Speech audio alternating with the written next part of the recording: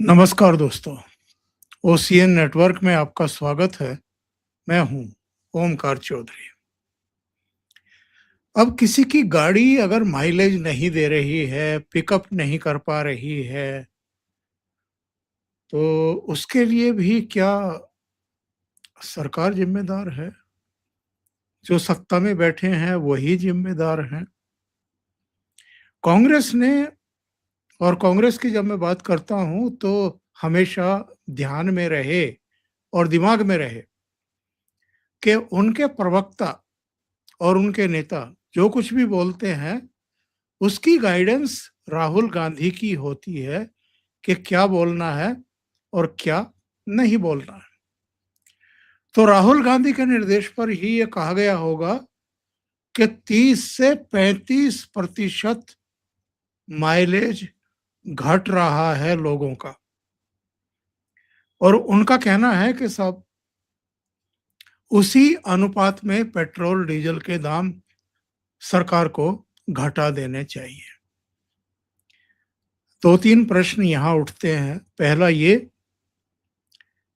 क्योंकि बहुत सारे लोग अब ये सवाल उठाने लगे हैं चर्चा में, आपस में, कि हमारी गाड़ी का माइलेज नीचे चला गया है, या कुछ कुछ लोगों ने तो आकर के सोशल मीडिया पर यह ऐलान कर दिया कि हमारी गाड़ी खराब हो गई। पटना के एक यूट्यूबर हैं, उनको जिस कंपनी से उन्होंने गाड़ी खरीदी थी, उस कंपनी ने उनके खिलाफ एफआईआर दर्ज करा दी, क्योंकि उनकी गाड़ी की टंकी में पानी निकला। अब पानी निकला है तो आप उसका ठीकरा अगर नितिन गडकरी या मोदी सरकार के ऊपर फोड़ रहे हैं तो अगेन ये एक तरह का दुष्प्रचार है। तो एक तो हम इस पर बात करेंगे। दूसरा विषय, सोनम वांगचुक। तो अब तो कोई कसर बाकी नहीं रही है, क्योंकि राखी सावंत उनके समर्थन में आ गई हैं। स्वरा भास्कर तो वहां मौके पर पहुंच ही गई हैं, उन्होंने बड़ा जोरदार भाषण भी दिया है। और शबाना आजमी से लेकर के कई एक्टर और एक्ट्रेस अब उनके समर्थन में आ गए हैं, और वो कह रहे हैं कि उनकी जो जान है वो बहुत कीमती है, उनको अपना अनशन खत्म करना चाहिए। कल अरविंद केजरीवाल पहुंच रहे हैं, बाकी लोग भी आ ही चुके हैं, लेकिन राहुल गांधी स्वदेश लौट चुके हैं। कांग्रेस पार्टी तो खैर यही थी, वो उनके साथ नहीं गई थी, पर कांग्रेस पार्टी ने सोनम वांगचुक को लेकर के, उनके अनशन को लेकर के, या राहुल गांधी ने भी जब से लौटे हैं उनके अनशन को लेकर के कुछ कहा हो, ऐसा कहीं सोशल मीडिया वगैरह में दिखाई नहीं दे रहा है। तो क्यों ये दूरी बनाई हुई है, इस पर भी चर्चा करेंगे, और कुछ और मुद्दे हैं उन पर भी चर्चा करेंगे। सीधे जुड़ लेते हैं वीरेंद्र नाथ भट्ट साहब के साथ। वीरेंद्र जी, बहुत स्वागत है। नमस्कार। तो अगर राहुल गांधी की कांग्रेस की गाड़ी पिकअप नहीं कर रही है, तो इसके लिए सीधे प्रधानमंत्री नरेंद्र मोदी को दोषी क्यों ठहरा रहे हैं? आपके दोनों प्रश्नों का उत्तर एक ही है। बंगाल चुनाव के परिणामों के बाद अब ये जो इंडी अलायंस को समझ में नहीं आ रहा है कि सरकार के खिलाफ अब क्या अभियान चलाया जाए। सरकार की वैधता को चुनौती देते हुए इनको 12 साल बीत गए। सरकार को कैसे डीलेजिटिमाइज किया जाए, सरकार की लेजिटिमेसी को चैलेंज किया जाए। जब आप और अगर सरकार के ऊपर सवाल से उठाने से काम नहीं बनता है, तो प्राइम मिनिस्टर को गाली दी जाए, फिर पार्टी को गाली दी जाए, उससे ना बने तो चुनाव आयोग को गाली दो, फिर संसद को गाली दो, फिर जो है न्यायपालिका को भी कटघरे में खड़ा करो, चुनाव की ही विश्वसनीयता संदिग्ध बना दो कि वोट चोरी हो रही है, और ये एसआईआर के माध्यम से लोगों को मताधिकार से वंचित किया जा रहा है। ये सारा जो जो छल प्रपंच आपने होता है देखा है 12 साल से होते हुए। और ये जो पूरा जो इनका जो प्लेबुक है, ये एग्ज़ैक्टली वही है जो यूएस डीप स्टेट का और सीआईए के जो सैकड़ों फ्रंटल संगठन हैं, जो पूरी दुनिया में करते हैं। अफ्रीका देशों में और साउथ अमेरिका में ये जो जो जो लेफ्ट विंग गुरिल्ला है, उनको भी बैक करते हैं और उन देशों में जो तानाशाह सरकार है, उनको भी बैक करते हैं, ताकि पूरे दुनिया में अस्थिरता का माहौल बना रहे और केवल यूएसए जो है एक स्टेबिलिटी का आइलैंड है और एक स्वर्ग है शांति का, सुरक्षा का और स्थिरता का। ये पूरा गेम चल रहा है। पिछले 12 साल से यही काम भारत में हो रहा है जब से मोदी जी प्राइम मिनिस्टर बने हैं। कभी जो है टॉलरेंस कम हो गई है, कभी अवार्ड वापसी शुरू हो जाती है, कभी असहिष्णुता हो जाती है, नॉट इन माय नेम शुरू हो जाता है, तो फिर जो है रफाल के ऊपर सीधे प्राइम मिनिस्टर पे हमला किया जाता है, प्राइम मिनिस्टर को चोर बताया जाता है। उसके बाद जब उसपे भी सफल नहीं होते हैं तो फिर जब नागरिकता का कानून आता है सिटीजनशिप अमेंडमेंट एक्ट, तब दिल्ली में जिहाद होता है 2 महीने, दिसंबर 19 जनव और 2020 जनवरी-फरवरी। उसके बाद 3 कृषि कानून आते हैं, तो उसको लेके जिहाद होता है, दिल्ली-हरियाणा बॉर्डर पूरे एक साथ होता है। और योगेंद्र यादव कहते हैं कि यूपी असेंबली चुनाव के पहले हमने अखिलेश यादव के लिए पिच बनाई थी, लेकिन अखिलेश खेल नहीं पाए। तो अर्बन जो फ्रस्ट्रेशन है, जो शहरी मतदाता आपकी आवाज़ नहीं आ रही, वीडियो, ऑडियो। जी, जी, कंटिन्यू। जो अर्बन फ्रस्ट्रेशन होता जितना बड़ा शहर होगा, उतना उस शहर में दैनिक जीवन में, सामान्य जीवन में एक तनाव की मात्रा अधिक होगी। आप याद करिए 1980 में मेरठ कितना छोटा शहर था और आज मेरठ मेट्रो सिटी है। तो अब जो है तनाव की स्थितियाँ क्या हैं और तब क्या थी? अरे कुछ मत छोड़िए तो पानी, बिजली का ही क्या अवेलेबिलिटी तब क्या थी और आज क्या है? बिजली तो इम्प्रूव हुई है। तो अर्बन जीवन में चाहे वो आपका दाम्पत्य जीवन हो, लोगों को रोज़गार चाहिए हो, कॉलेज में एडमिशन नहीं मिल रहा हो, कॉम्पिटिटिव एग्ज़ाम में अपीयर हुए, पेपर लीक हो गया तो पेपर कैंसल हो गया। एक ना एक कारण आपके ये शहरी जीवन में आपको तनाव देने के लिए, आपकी कुंठा को विस्तार देने के लिए सदैव मौजूद रहता है। उसी को कैसे एक्सप्लॉइट किया जाए, कैसे उसको अपने राजनीतिक स्वार्थों के लिए एक्सप्लॉइट किया जाए, ये लोग यहाँ बैठे हैं। और आज इनकी हालत इतनी खराब हो गई है, नीट का पेपर हुआ, पेपर लीक हो गया, पेपर कैंसल हो गया, दोबारा परीक्षा भी हो गई। याद है ना तो आपको चौधरी साहब? और ये आज जो है अब लोग भूल भी चुके हैं, शायद उसका परिणाम भी आ गया नीट की परीक्षा का। और आज ये क्या कह रहे हैं कि वो हम धर्मेंद्र प्रधान के इस्तीफे के लिए आए हैं। ये केवल आके बैठे हैं कि 4 मई 2026 को पश्चिम बंगाल चुनाव में जो इनकी करारी हार हुई है और जिस तरीके से इनका कार्यक्रम था पूरे देश में मुसलमानों को भड़काने का, अब बंगाल का मुसलमान भड़क नहीं रहा है। बंगाल का मुसलमान कह रहा है कि ममता बनर्जी ने पाप किया था, उसको उसकी सजा मिली। बंगाल के मुसलमानों में कोई तनाव नहीं है, कोई डर नहीं है। वो वो जैसे थे वैसी है वो।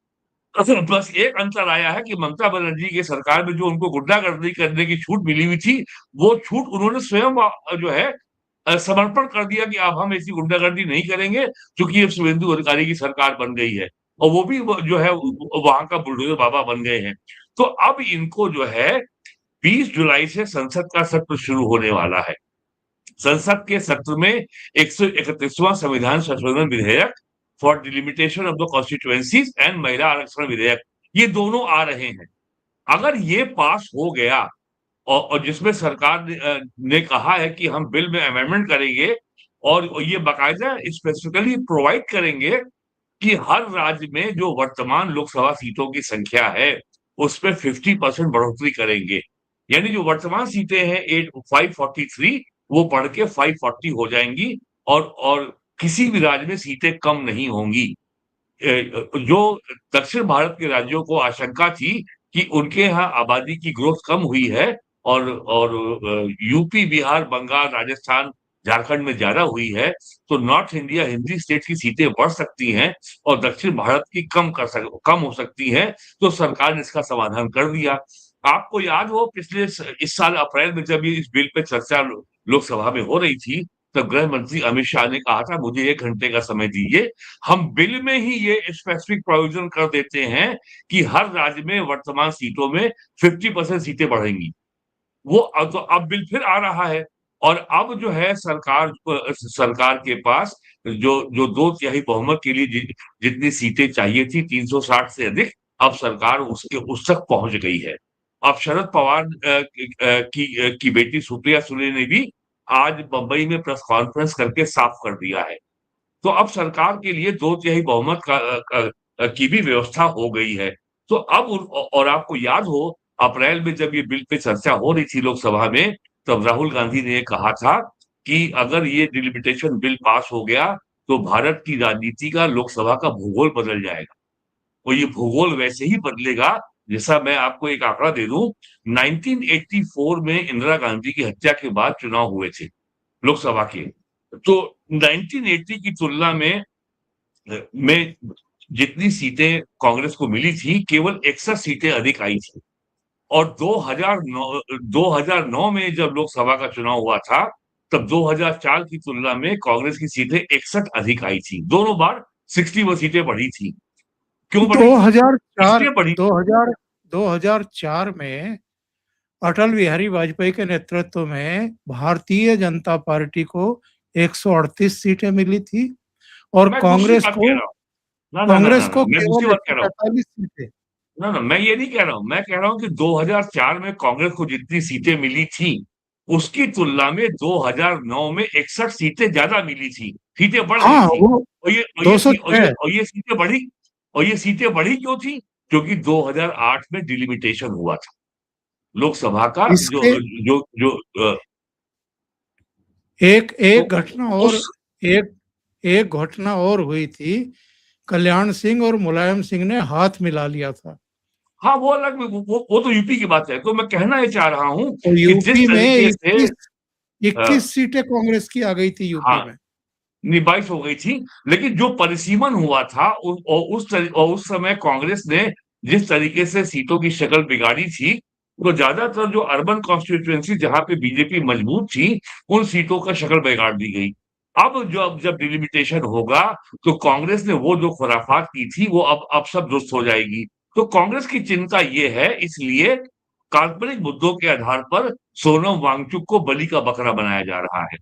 बस और अगर इसकी हालत बिगड़ी और डॉक्टरों और मेरा मानना है कि 1-2 दिन के अंदर डॉक्टर इसकी हेल्थ का चेकअप के लिए जाने वाले हैं, तो पुलिस इसको फोर्सिबली अस्पताल में भर्ती कराएगी और ये चाहते हैं कि एक टकराव हो, ये चाहते हैं कन्फ्रंटेशन हो। क्या कारण है कि अरविंद केजरीवाल ने 3 दिन पहले अनाउंस कर दिया कि मैं 16 जुलाई को जाऊँगा जंतर-मंतर।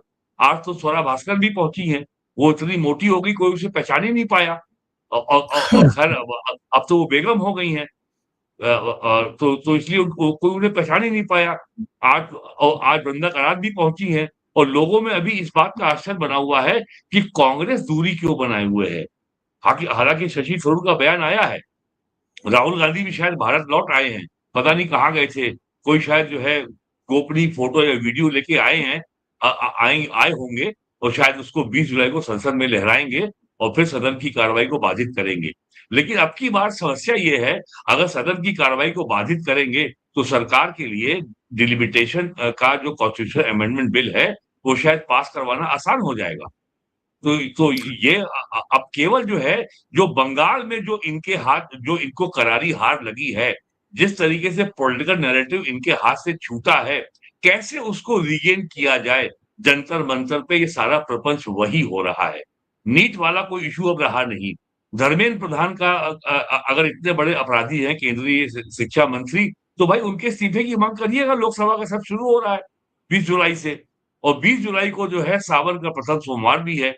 जो इस बार राहुल गांधी को कांग्रेस को पसंद नहीं आएगी कि वो कहेंगे वाह! आप ये सनातन धर्म कहाँ से ले आए संसद की कार्रवाई में।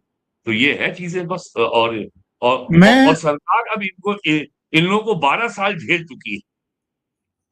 मैं एक्चुअल में ये सर्च कर रहा था कि अगर किसी की गाड़ी पिकअप ना कर रही हो, तो उसकी वजहें क्या-क्या होती हैं। तो मैं बताता हूँ आपको। मुझे बताया गया कि खराब स्पार्क प्लग गंदा फ्यूल फिल्टर, कमजोर फ्यूल पंप और थ्रोटल बॉडी में रुकावट। अगर डीजल फिल्टर भी बंद हो जाए तो जो इंजेक्टर है उसमें खराबी हो सकती है। तो एयर फिल्टर की जांच करानी चाहिए। फ्यूल सिस्टम, फ्यूल पंप और फिल्टर अगर वो कमजोर है या कचरे से पट गया है उसको साफ कराना चाहिए। स्पार्क प्लग पेट्रोल गाड़ियों के लिए खास तौर से उसको ठीक कराना चाहिए, बदलवाना चाहिए। क्लच प्लेट, वो भी गड़बड़ हो सकती है, उसकी वजह से भी गाड़ी का माइलेज जो है वो खराब हो सकता है। और टर्बो चार्जर, जो टर्बो वाली गाड़ी है तो टर्बो चार्जर में खराबी या एयर लीक होने की वजह से गाड़ी पिकअप छोड़ देती है। इतनी सारी कमियां बताई गई हैं कि आपको इनकी जांच करानी चाहिए। तो ये कांग्रेस नहीं, नहीं, अपने नहीं सर, भीतर ये जो इतनी कमियां नहीं खराबियां है। हैं। मैं कमी दूसरी है सर। देखिए, 2014 में भारत में जो टोटल एथनॉल की जो परचेज की थी ऑयल मार्केटिंग कंपनीज ने, वो मात्र थी 60 करोड़ लीटर। और 2026 में अब तक ऑयल मार्केटिंग कंपनी ने जो टेंडर फ्लोट किए हैं, वो लगभग 1100 करोड़ लीटर के टेंडर फ्लोट कर दिए हैं और इतना खरीद भी लिया है। और आज हालत ये है कि यूपी की गन्ना चीनी मिलों के पास इतना गन्ना नहीं है, इतना मोलेसेस शीरा नहीं पैदा हो रहा कि वो उससे एथनॉल बना सकें।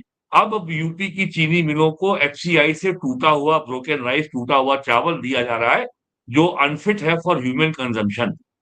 और इसका फायदा ये हुआ है कि 2017 के पहले 20 सालों में जितना पेमेंट नहीं हुआ था यूपी के गन्ना किसानों को चीनी मिलों के द्वारा, उससे ज्यादा भुगतान योगी जी की सरकार के 9 सालों में हो गया है।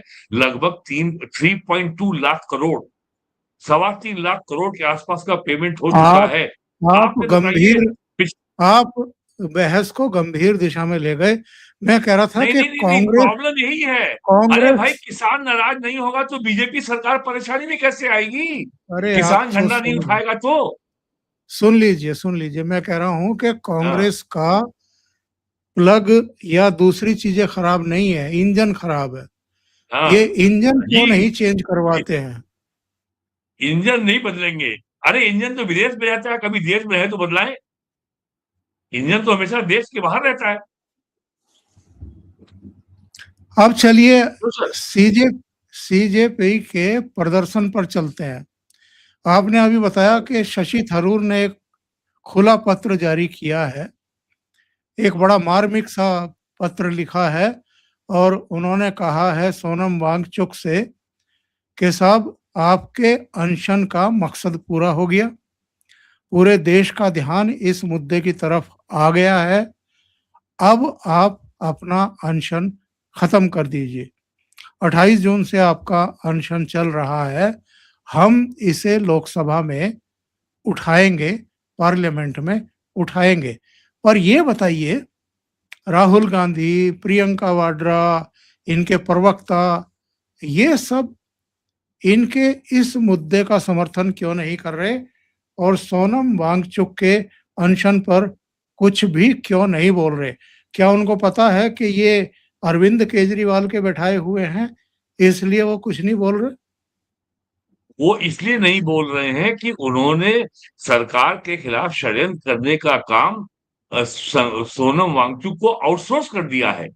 ये वही सोनम वांगचुक है जो बांग्लादेश का जो caretaker prime minister Muhammad Yunus का बड़ा खास दोस्त है। ये वही मोहम्मद यूनुस है जो अगस्त 2024 में तख्ता पलट के बांग्लादेश में शेख हसीना वालिद को हटा करके प्राइम मिनिस्टर बना रहा 1.5-2 साल। फिर वहां अभी चुनाव हुए कुछ महीने पहले और फिर वहां तारिक रहमान वहां के प्राइम मिनिस्टर बने हैं। ये वही मोहम्मद यूनुस है जिसने वहां पे हिंदुओं का नरसंहार कराया, महिलाओं का के संग बलात्कार हुआ, हिंदुओं के घर लूटे गए, मंदिर तोड़े गए, मंदिर जलाए गए। उसके ऊपर कभी कांग्रेस का कोई ट्वीट नहीं आया। लेकिन कांग्रेस के नेताओं के, सोनिया गांधी के गाजा के ऊपर लेख छपते हैं अखबारों में। सोनिया गांधी के, और एक कांग्रेस की बड़ी नेता हैं, वो गाजा का एक हैंडबैग लेके घूमती हैं लोकसभा में संसद के की चर्चा की, और उसमें लिखा होता है ऑल आइज ऑन गाजा। तो ये है वो सोनम वांगचुक। और एक बहुत बड़े पत्रकार हैं जिनको पद्म भूषण मिल चुका है, और वो एक बड़े टीवी न्यूज़ चैनल में अंग्रेजी के में एंकर हैं। वो कह रहे थे कि साहब अन्ना हज़ारे जब जब प्रदर्शन कर रहे थे, जब धरने पर थे 2011 में, हम उनको 24 घंटे कवरेज दे रहे थे। लेकिन सोनम वांगचुक को मीडिया इग्नोर कर रहा है। लेकिन उन्होंने ये नहीं बताया कि अन्ना हज़ारे कभी एनएसए में जेल नहीं गए थे। अन्ना हज़ारे की कभी सुप्रीम कोर्ट से बेल नहीं हुई थी। सोनम वांगचुक यूएपीए के धाराओं में जेल में गए थे। एनएसए लगा था इनके ऊपर। करीब 11 महीने जेल में रह के ये रिहाई हुई है, और उसमें भी सुप्रीम कोर्ट ने कुछ शर्तें भी लगाई हैं। तो ये सब जो हो रहा है, कांग्रेस ने आउटसोर्स कर दिया है। अगर वो देखेगी कि जिसने ठेका लिया है और वो डिजायर्ड रिजल्ट्स नहीं दे पा रहा है, तो वो कोई और किसी और वेंडर को ढूंढेंगे। क्योंकि कांग्रेस के बस का इस बीजेपी सरकार से लड़ना नहीं है। ये केवल सोशल मीडिया पे नरेंद्र मोदी को गाली दे सकते हैं। अभी प्राइम मिनिस्टर इंडोनेशिया गए थे, उस समय भी कांग्रेस की प्रवक्ता ने एक्स पर बहुत ही भद्दा, बहुत ही अश्लील, अशोभनीय ट्वीट किया था। और जब लोगों ने आलोचना की, लोगों ने विरोध किया, तो उन्होंने उसको डिलीट कर दिया। और उसके बाद में एक टीवी चैनल ने विस्तार से उसके ऊपर प्रोग्राम भी किया था कि कांग्रेस का ये रवैया कितना घटिया है। तो कांग्रेस जो है, चूंकि उसको मालूम है कि उसका पास धरातल पे कुछ है नहीं। लोग अगर नाराज होंगे, जो लोग बीजेपी को वोट नहीं देना चाहेंगे, वो स्वतः हमारे पास आएंगे। तो अगर ये डिजायर्ड रिजल्ट नहीं दे पाएगा, तो किसी और को ढूंढेंगे। तो वैसे आज तारीख 15 हो गई है, ये हफ्ता है आखिरी। 19 तारीख यानी संडे को संसद के सत्र के पहले ऑल पार्टी मीटिंग होगी। और 20 यानी मंडे को पहला दिन सत्र का है। तब तक ये लोग बैठे रहेंगे। और अभी तक ये ऐसा कोई लहर नहीं खड़ी कर पाए हैं सोनम वांगचुक, कि ताकि इनके मुद्दे को लेकर के संसद के किसी भी सदन में हंगामा किया जा सके। और अब की बार मैंने जैसा पहले कहा, अपोजिशन के सामने धर्म संकट है। अगर अब की बार इन्होंने कार्रवाई को बाधित किया, तो सरकार के लिए संविधान संशोधन विधेयक को पास कराना और आसान हो जाएगा।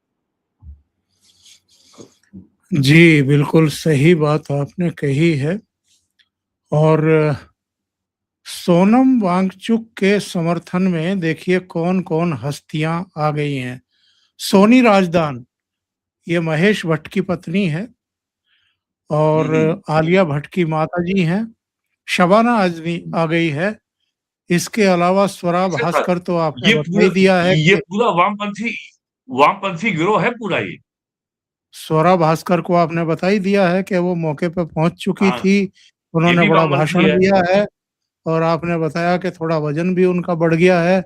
आपकी नज़र रहती है इन चीज़ों पे। लेकिन आप ये हाँ, हाँ, बताइए कि कह राखी दीजिए आप। सावंत राखी सावंत ने कहा कि मैं जाऊंगी, मैं नींबू मतलब पानी देकर के, जूस देकर के उनका अनशन तुड़वाऊंगी। तो अब बस तो इन्हीं की कमी थी। राखी सावंत की ही कमी रह गई थी, मुझे लगता है। हो सकता है कि अब रक्षाबंधन करीब है, वो उसको राखी भी बांध दे। कौ- अ, राष्ट्रीय एकता, अखंडता, कौमी एकता, कौमी तहजीब और तमद्दुन मजबूत होगा। जो लखनऊ में कहा कहते हैं ना, तहजीब और तमद्दुन। और अगर समाज के भिन्न-भिन्न वर्गों में ताउन या सहयोग बढ़ेगा, तो भाई कौमी यकजहती बढ़ेगी, कौमी एकता बढ़ेगी। तो ये सब होने दीजिए। लेकिन एक बात है, ये बहुत ज़्यादा दयनीय स्थिति में आ गए हैं। ये सारे ये जितने षड्यंत्र कर सकते थे 12 साल में कर चुके हैं। अब इनको कोई नया विचार, नया आइडिया आ नहीं रहा है कि कैसे देश में कोई नई खुराफात खड़ी की जाए, कैसे देश में अपने अमेरिका में बैठे आकाओं को प्रसन्न करने के लिए, वो अगली किस्त रिलीज़ हो उसके लिए दंगा कैसे खड़ा कराएँ। और इनके पास समय बहुत कम बचा है। अगले साल 7 राज्यों में चुनाव है। यूपी, उत्तराखंड, गोवा, मणिपुर, पंजाब, और नवंबर 2026 में चुनाव होगा हिमाचल में और गुजरात में। तो 5 राज्यों का चुनाव तो अगले 6 महीने के अंदर हो जाना है। तो इनको उसके पहले बवाल खड़ा करना है। और यूपी में लेकिन किसान खड़ा करना है, तो आपको किसानों को भड़काना है। अब किसानों को आप भड़का नहीं सकते जिनको पिछले 9 साल से लगातार अपने गन्ने का भुगतान चीनी मिलों द्वारा समय से किया जा रहा है। यूपी में वर्तमान सत्र का मेरे ख्याल से लगभग 99% पेमेंट हो चुका है। और आप तो जानते हैं गाँव की बात, गन्ना किसान हर साल गन्ने के मूल्य में वृद्धि नहीं चाहता है। वो केवल चीनी मिल से अपने गन्ने का भुगतान जल्दी से जल्दी समय पे चाहता है। क्योंकि अगर उसका पेमेंट अगर 6 महीने डिले हो गया, तो उसका बहुत नुकसान होता है ना इसमें। सारे काम उसके रुक जाते हैं। तो इसलिए एक अब यूपी में गन्ना किसान की राजनीति ही समाप्त हो चुकी है। तो कैसे यूपी चुनाव के पहले बवाल कराया जाए, ये सारा प्रयोजन उसी के लिए हो रहा है। लेकिन they have run out of the ideas, they have no new idea how to mount a how to organise a protest movement with the mass support. अब इनके पास मास सपोर्ट तो है नहीं, आपको मालूम है, हम पहले ही बात कर चुके हैं। इनके पास 15 आदमी 20 आदमी होते हैं, दोपहर में भोजन के समय 150 हो जाते हैं, रात में भोजन के समय फिर 100-150 हो जाते हैं, दिन में तो वहां 25 आदमी रहते हैं।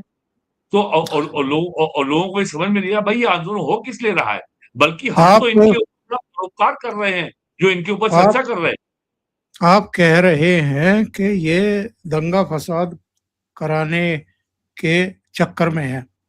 इनके पास जब ताकत ही नहीं है, जब पब्लिक साथ ही नहीं दे रही है, इनके बार बार हाथ जोड़ करके अपील करने के बावजूद जैन जी और स्टूडेंट भी इनको साथ समर्थन नहीं दे रहे हैं, तो ये दंगा फसाद कराने की स्थिति में है क्या? अरे ऐसे सिग्नल तो जनरेट कर सकते हैं, ऐसे भड़काऊ भाषण तो दिल्ली में बैठ के दे सकते हैं, सोशल मीडिया को मैनिपुलेट कर सकते हैं। ऐसा क्या है, खुराफात तो कर ही सकते हैं। और देखिए, आपकी टिप्पणी पर एक सवाल आ गया आपके लिए। वो पूछ रहे हैं आपको हर चीज खुराफात ही क्यों लगती है सर? क्योंकि आपको अगर 12 साल के इतिहास की जानकारी है तो आपके सवाल का उत्तर आपको आप स्वयं खोज लेंगे। आपको मेरी सहायता की आवश्यकता ही नहीं है। 12 साल से क्या हो रहा है? आखिर ये मुझे बताए ना कोई कि जो 3 जो कृषि संबंधी जो 3 विधेयक कानून थे, उसमें ऐसा क्या था जिसके लिए 1 साल जिहाद किया गया और सरकार को कानून वापस लेने पड़े। अगर एक कानून ये था कि एसेंशियल कमोडिटी एक्ट में जो व्हीट के होलसेल ट्रेडर्स हैं, उनकी स्टॉक लिमिट बढ़ा दी जाएगी। विद द प्रोविजन, यदि कभी बाजार में गेहूं की कमी होगी तो सरकार ओल्ड स्टॉक लिमिट को दोबारा इंपोज कर सकती है। मुझे बताइए इस कानून से पंजाब और हरियाणा के किसानों को क्या हानि हो रही थी? और जो कॉन्ट्रैक्ट फार्मिंग के लिए जो जो कानून केंद्र सरकार ने बनाया था, वो एनेबलिंग लॉ था। एग्रीकल्चर स्टेट सब्जेक्ट है। केंद्र सरकार को राज्यों के लिए मैंडेटरी कृषि संबंधी विषयों पर कानून बनाने का अधिकार नहीं है। वो जो कॉन्ट्रैक्ट फार्मिंग का जो बिल था, वो स्टेट्स अगर चाहें उसको लागू करें, चाहे तो न लागू करें, उससे क्या परेशानी थी? तीसरा कानून था कि राज्य सरकारें अगर चाहें तो अपने राज्यों में प्राइवेट मंडी खोल सकते हैं। ये भी एनेबलिंग प्रोविजन था। ये कोई राज्यों पे बाध्यकारी नहीं था। राज्य सरकार चाहे तो खोले, चाहे तो ना खोले। इससे केवल पंजाब और हरियाणा के किसानों का ही कौन सा अहित हो रहा था, जरा मुझे बता दें आप। तो आपके सवाल का उत्तर स्वयं मिल जाएगा। लेकिन कल अरविंद केजरीवाल भी पहुंच रहे हैं शाम को 5 बजे साहब। जी, जी, जी। तो फिर बस फिर तो वहाँ पे फिर तो सुनामी आएगी और फिर दिल्ली तूफान में उड़ जाएगी, पूरी गायब हो जाएगी। कोई दिल्ली में दिखाई नहीं बिल्कुल। पड़ेगा। हो सकता है प्राइम मिनिस्टर जो है दिल्ली छोड़ के कहीं बाहर चले जाए। पीएम भी दिल्ली ना रहे। उनकी गिरफ्तारी उनकी गिरफ्तारी पर तो पत्ता नहीं हिला था, दिल्ली में कोई नहीं आया था सड़कों पे। जी, जी, जी, जी, जी। नहीं तो उनको लग रहा होगा कि वो बहुत बड़े नेता हैं, हो सकता है कि कोई उनके आने से कोई वहाँ जोश आए। देखिए अब इनको बैठे हुए लगभग हो गए ना मोर देन 10 डेज़। 10 दिन में क्यों 28 कौन-सा पत्ता हिला है? 28 को बैठे थे ना ये। हाँ, तो आज तो 15 है, 2 हफ्ते हो गए। बिल्कुल। जी। चौधरी बहुत-बहुत साहब, अब इन लोगों धन्यवाद। का हाल जो भी है, इनका बस अब ये आखिरी हफ्ता है। 20 तारीख से संसद शुरू हो रही है, फिर देखते हैं इनका क्या होता है। बहुत-बहुत ठीक है सर? धन्यवाद वीरेंद्र जी ओके। आपका और सभी दर्शकों का भी, जिन्होंने प्रोग्राम देखा। अगर आपको ये चर्चा अच्छी लगी हो, तो लाइक का बटन दबा दें, वीडियो को शेयर करें। चैनल सब्सक्राइब ना किया हो, तो चैनल को सब्सक्राइब भी कर लें। बहुत-बहुत धन्यवाद। नमस्कार। नमस्कार, नमस्कार।